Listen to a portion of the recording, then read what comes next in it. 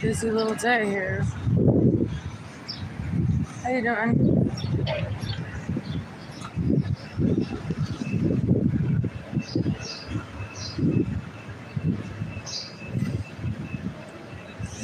Um,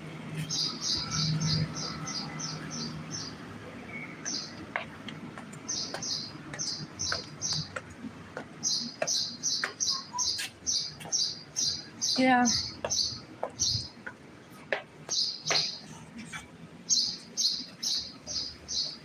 I am, I'm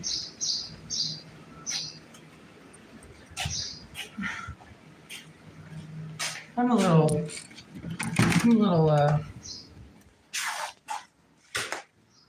yeah, I'm a little, I'm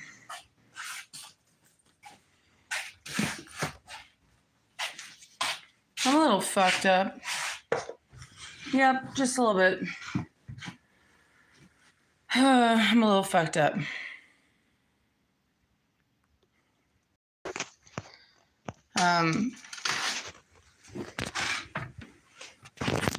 It's nothing new. I don't feel like talking about it. I don't, I came down here to not be a part of anything. I have this weird fucking thing where I don't feel like I'm in my body sometimes. So shit that happens to me, I have this like disassociation that occurs where I'm like, that didn't happen to me. And it's like a certain way of dealing with something. And it's a way of removing myself from the situation because it's honestly kind of unbelievable. As it stands today, I'm only doing this stream for 2 people, myself and Okama, because this is how she can. We don't have iPhones, and I'm glad for that. But I do want to apologize to her for having to experience this shit. I am very sorry that she had to experience Michael. I'm very sorry. Um, it definitely feels like, and this is something I haven't been able to control, it feels like there's been this demon possessing me in my house for a while now. And like we just moved into the place that we live in December. When did I meet Michael? December. Um, and I have not felt at ease in that house since I moved in, and I haven't really understood why. Like, um, I haven't like put it on Michael, but I'm sure he has something to do with why I don't even feel comfortable in my own home. If I could move, like, this gets into rent and leases and money. Like, I just want it to be known, if I could move away from Columbus, Georgia forever today, like I would. And um, because this gets into reality, in my mind, I don't live in Columbus, Georgia anymore. That's what's helping me. In my mind today, I don't have to go back there. So in my mind, I don't live there anymore. Um, I've been coping with living in Columbus for a while, but even more so than that, I've been coping with living in a house where I was raped in. So it's like, it's not easy to fucking wake up in the morning and be happy to be in a house where somebody has harassed you, threatened you, and honestly abused you. Like, it's not easy to wake up in the morning and be in that house. So I wish I could move. I do. I wish I could get out of that house. And it sucks for the people that I live with, because it's not their fault. It's not Okama's fault. It's not Emily's fault. And I feel like they're being put in a position that they shouldn't have to be put in because of this one fucking person. Um,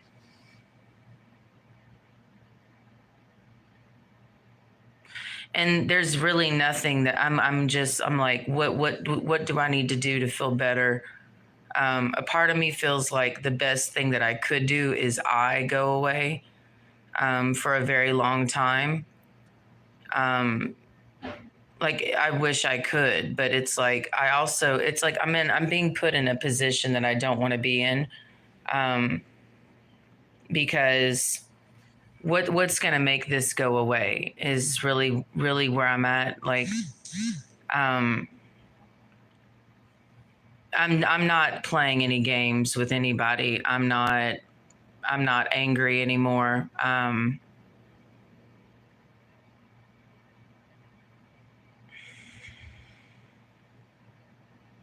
Like, sadly, the damage has been done. Um, like, I was okay. I had basically surrendered to I had surrendered to being in Columbus, and I had kind of like regrouped my mind last fall to being like, okay, I can do this. I can be here.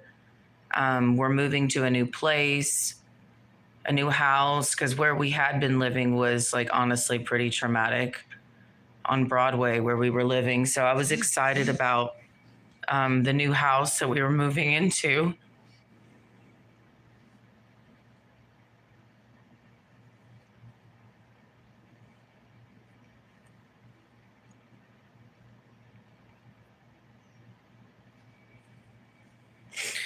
I was excited about moving into it, and, like, a new location, and living where we had been living was traumatic because um just a lot of shit, man. It was just traumatizing living on 503 Broadway. My dog went missing, so I was like, yay. a fresh new start, you know? And I was excited about just being away from that road and just like a different location. And I hadn't even been there a couple weeks, and then I get raped in my bedroom.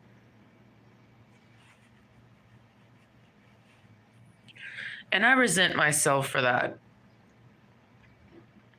And that's what really this boils down to.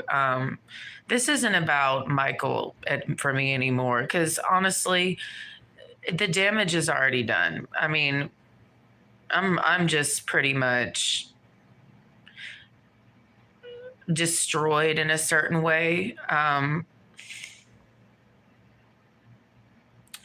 So I'm not warring with Michael David. I'm more so just like, I hate myself. You know, I hate myself.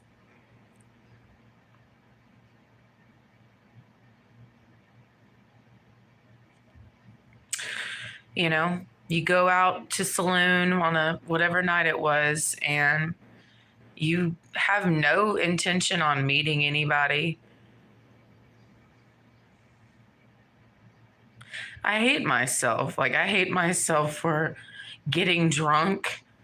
I hate myself for needing a ride. I hate myself for accepting a ride. I hate myself for getting in the truck with him.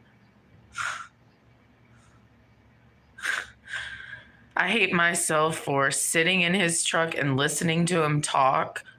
I hate myself for allowing him to come into my house when he asked.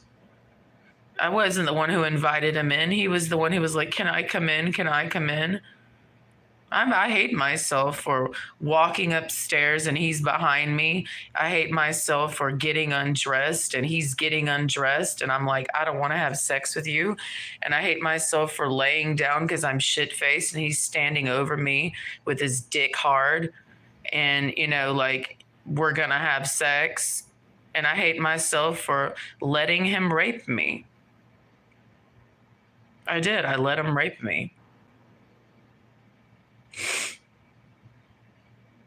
And, you know, nothing's going to change this. Nothing's going to change this. And I hate myself for, you know, me passing out and then him waking me up and he's ready to fuck me again and I don't say no. And I hate myself for falling back asleep and him waking me up again and him wanting to fuck me again and I didn't say no. I hate myself for that. I do. I hate myself for when I was like, fuck you, I never want to see you again. And he's like, I'm coming over there. I didn't tell him to not come over. I hate myself for when he showed up at my house. I didn't say fuck off and I just let him come in. I hate myself. I do. I let him.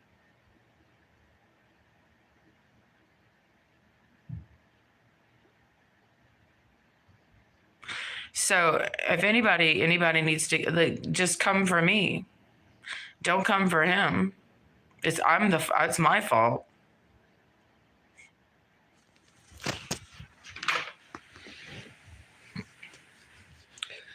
It's just my fault.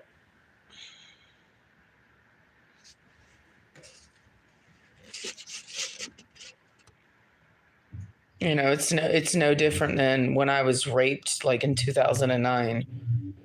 I put myself in the position to get raped. It's true. That's what you do. You put yourself in the position to get raped.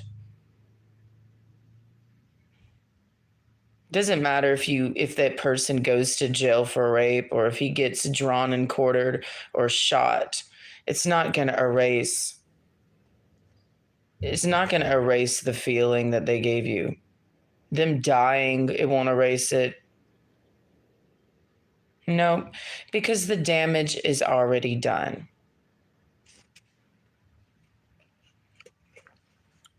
And I feel that that's the best place for me to be in, is this place, because I'm not going to do anything destructive to myself. I'm not drinking. I had one urged, and I'm in Panama City Beach. So, I mean, there's literally a bar on like every other. I mean, this whole strip for miles is liquor. So, I mean, it's funny to me how I'm not drinking here. It's funny to me how I come to Panama City Beach and I'm not drinking.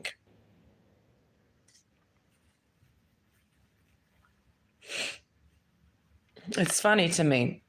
I had one urge to drink today, and it was when I was talking to my sister. I was about to start telling her about Michael. We were on this 3-mile hike to get coffee, and the coffee shop was closed. And I had this one little flicker of impulse to drink, mainly because I was near a bar that I had been to before with Okama called the Salty Goat Saloon. And I had this one flicker to drink an alcoholic beverage. And I said, you know what? I'm not doing this anymore. I'm not going to do that. I will just punish myself with water and walking. I'm not going to punish myself with alcohol. I'm not going to punish myself with just alcohol. Like, I'm not going to punish myself. I'm not going to do that anymore. I'm not going to punish myself that way. I'll just punish myself with water and sand and sunshine. Because for some reason, those motherfuckers love me. I don't get a human male that loves me. So it's really odd. And it's always like, it's almost like I've resented nature because I'm like, wow, nature. When I was out in the cut in the woods and the desert and the fucking, the Garden of Eden story, it's like that where, you're in paradise, but you're alone. Like, you don't have your mate. Like, that was always the bittersweet thing I felt when I was in nature. Like, it's great. I'm out here in the beautiful water, but I don't have a man. Like, I'm in the waterfall. I'm seeing birds. I'm seeing the ocean. And it's not Okama. Like, I've always enjoyed Okama's company, but it's like, I'm not her mate. She don't have one anybody either. And what am I going to do? Resent her because she's not my man? I'm resenting her because she's not my man. Like, Okama's never raped me. Okama's never held me down against my will. Like, Okama's not abused me in that way. Have we had our shit? Yes, but Okama's not the one who fucking abused me and raped me and motherfucking lied to me in such perverse ways. Like, leave Okama the fuck alone. Leave her alone. I've been saying this for years. Yeah, I'm protective over Okama. That's my sister. Do you have a family you're protective over? Like, I think it's interesting how everyone else gets to have a family that they're protective over, and no one's allowed to say shit about them or touch your family, but yet your mouth gets to be all over mine. Just because what? Like, I'm not married to Okama? That's my fucking sister. You get to put your mouth all over my family, but we're not allowed to speak on yours? Leave my family the fuck alone. This is my family. Just because it don't look like your family doesn't mean it's not our family. This is our family, bitch. So as it stands with Michael, nigga, if you ever got anything else to motherfucking say to me or about me, you gonna say it to me, nigga. You not gonna bring up my motherfucking family. I can deal with Michael by myself. I don't need no motherfucking help. And I'll document every motherfucking second of it since we're documenting. I have zero intention on ever seeing that faggot again. For the motherfucking record. I have no intention. So if anybody sees that nigga around me, it's not because I hit him up. It's not because I'm asking for it. I want Michael David to stay the motherfucker away, and I'm not going to call the cops to make it fucking happen. I'm not playing Karen fucking North Columbus white people games. I'm not playing I shop at Target and I'm a bitch games. I'm not playing the I go to Starbucks and get a latte and a croissant games. I'm sorry, but my Banditos card will not let me call the cops and file for a restraining order. If I want a restraining order, I hit up a fucking MC. I will. If I need a restraining order, I hit up an MC. I don't call the cops. So if cops are being called because a bitch was raped by a nigga and stalked by a nigga, okay, I guess then we gonna call up on Drake. Michael needs to leave me the fuck alone and stay the fuck away from me. He needs to keep his distance from me. I shouldn't go to a bar and this nigga is trying to get within 50 feet of me. That nigga needs to stay within 100 feet from me at all fucking times. I shouldn't go to a bar and that nigga's trying to get close to me. I shouldn't go to the gym and that nigga's walking up to me at the gym. I should not. I haven't informed the people at the Y. I've kept this to myself. I haven't been going around to security guards talking about this nigga. I'm not a bald-headed hoe from Scruffy Murphy's. That bitch is acting like I'm stalking her and shit. That bitch is acting like I'm harassing her and threatening her fucking life. I got big plex with Columbus right now. And if I didn't have to go back, I would not go back. I would stay the fuck in this motherfucking city and figure it out. If Okama wasn't still in Columbus, I would not be going back to Columbus. So I'm not coming back because I want to see you, bitch. We're spending another night. We were supposed to leave today, but we decided to stay. We might stay 3 more nights. I don't motherfucking know. We may never come back. I don't fucking know. Might find a place down here and send for Okama. My sister can work anywhere. So can I. So can Okama. We ain't got to stay in motherfucking Columbus. We can go out and move to Texas for all we motherfucking care. I don't know. We're trying to figure out where we want to live next. Might be Texas. Might be. My sister might want to live in Texas. I have a feeling she does. For real. My sister's headed to High Island in a few days, then to go to San Antonio. So my sister's going to decide if we're going to live in Texas or Florida. But regardless of all that shit, when I come back to Columbus, Georgia, Michael needs to stay the fuck away from me. Stay the fuck away from my house. Stay the motherfucker away from me. When you see me in public, don't try to come up to me. Don't come up to me. I don't care about the past. I'm talking about from here on out. I'm not these dumbass idiot hoes in Columbus. Like I've been harassed, stalked, and threatened by a nigga, and I haven't even called the cops. I haven't even told a single security guard in Columbus, Georgia, what that nigga has done. When I was at the same bar as Michael, and he was purposely standing in front of me, like within feet of me, and his hose that he was with was pushing up on me, like literally pushing up on me at the table. I didn't call security, but you know who called security on me? Some bald-headed hoe from Scruffy Murphy's when she threw shit at me, when she's a pathological liar. And what was my crime against her for her to call security on me? I texted her and called her a bald-headed hoe. So if I call you a bald-headed lying-ass hoe, you gonna call security on me. A week, 3 weeks later, I'm allowed to be at that bar, bitch. But see, I'm the one who's been threatened, raped, and lied on and stalked, bitch. And my family's been threatened by a nigga that's on the radio in Columbus. And I haven't called the cops and I haven't told security guards. Isn't that funny how this works? It's funny how the one who's been raped, had her life threatened, had her family threatened, been stalked and harassed by this one nigga in multiple sections of town, nigga. In multiple spots around where I live. I haven't called the cops. That nigga's threatened to call the cops. The bald-headed bitch from Scruffy's has called security on me because she saw me at rooftop. Literally just saw me. I was sitting at the other end of the bar. And why? Why? Because I called her a bald-headed hoe? How does this make sense? How is me calling you a bald-headed hoe a threat to your life? I don't even see you. I don't even go into Scruffy Murphy's at all. But you feel so fucking threatened because I called you a pathological liar, because you are. You threw shit at me at work, and you're going to call security? So I see how Columbus, Georgia works. The abusive people are always ready to call the cops. I see how it works.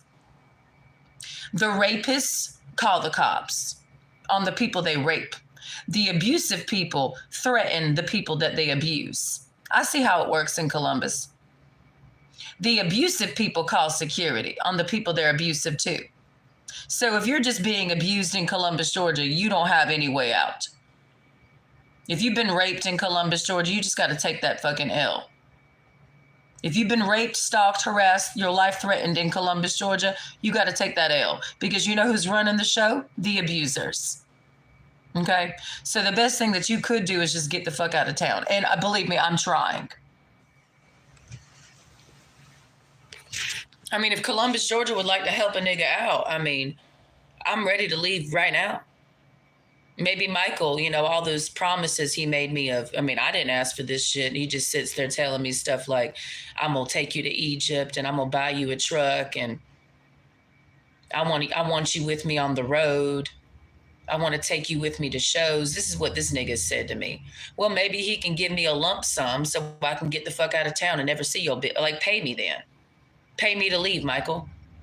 You the one that brought up paying me anyways. You the one that brought up you gonna get famous, and I didn't even know that was real or not. I didn't care. But the point is, you the one that told me all this shit that you gonna do for me that I didn't ask for. Material things, taking me on trips, telling me you gonna take me to Egypt, telling me you want to fly me here, telling me you want to set me up somewhere, telling me he was gonna buy me land. Fuck all that shit. Just give me some money and I'm gonna leave. And you'll never see me again. Pay me off.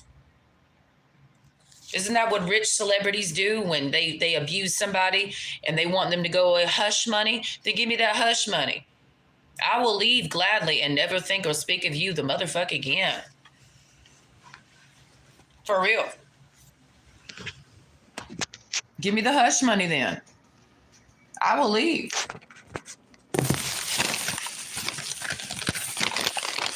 For real. Give me the beat, boys, and free my soul.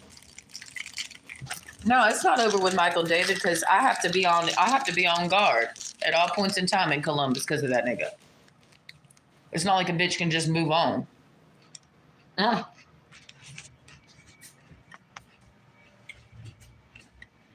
long as I live in Columbus, Georgia, Michael David's a threat to me. So me moving on from Michael David is moving out of town.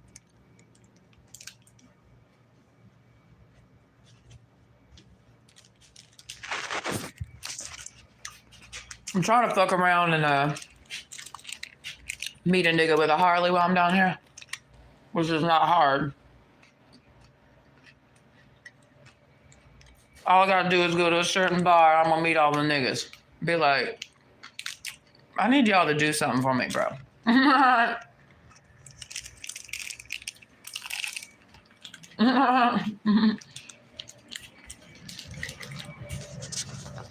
So, stay the fuck away from me.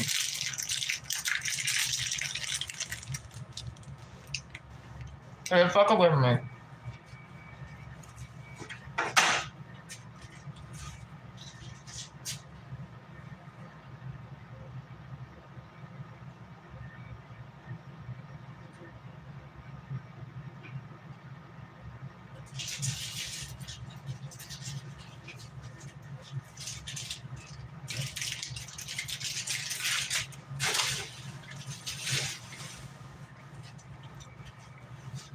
And a comma. For as long as we both shall live, that nigga's gonna stay the fuck away from me. I would rather go back to my ex than ever see Michael again. And that's already been proven. I drove to High Island to see him. So, yeah, Michael is way worse than Floki. If you said right now, you only have two options before you die, Michael David or Floki. Oh, I pick Floki. If God told me today, bitch, The only two men that you have to choose from before you die is Floki or Michael David. Who would you pick? Floki?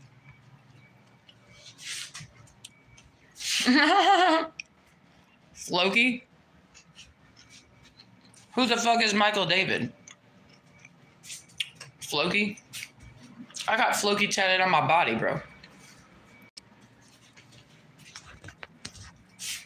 Floki's a fucking icon.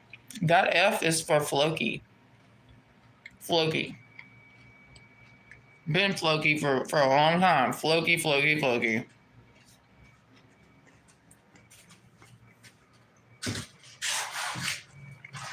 We're talking about the lesser of two evils, Floki. Do I look like somebody that gives a fuck? Bitch, I'm not a model.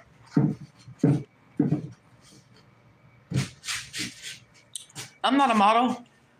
Floki knows that. That's the difference between Michael and Floki. I'm not a model. I wasn't a model to Floki. So, Floki, Floki, Floki. And my sister gonna go out there. You know? That's great. Give me the beat, boys, and free my soul.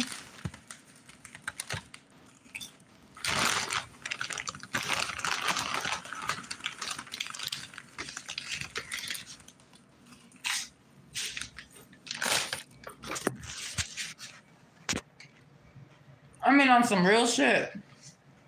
Because, you know, online is nothing. It's fake. If you're doing it online, it's always fake. No matter what it is. Literally. But on some real shit, if I didn't live in Columbus, Georgia, oh, you can't imagine the shit I would have said online. Y'all think I said some shit online? Nigga, if I didn't live in Columbus, Georgia, the amount of filth that I would be reading would be unfathomable.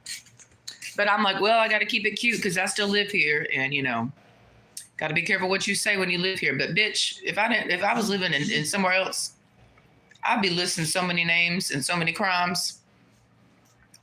I wouldn't give a fuck anymore. I gotta go.